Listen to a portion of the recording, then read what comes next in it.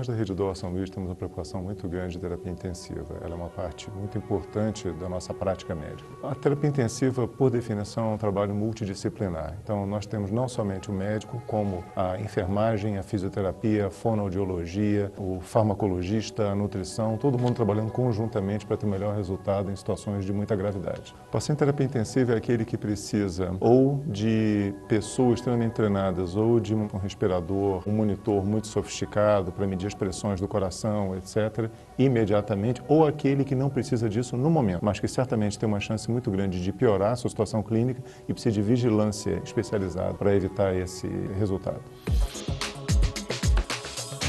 Dr. João Pantoja, diretor médico responsável, CRM 52476028.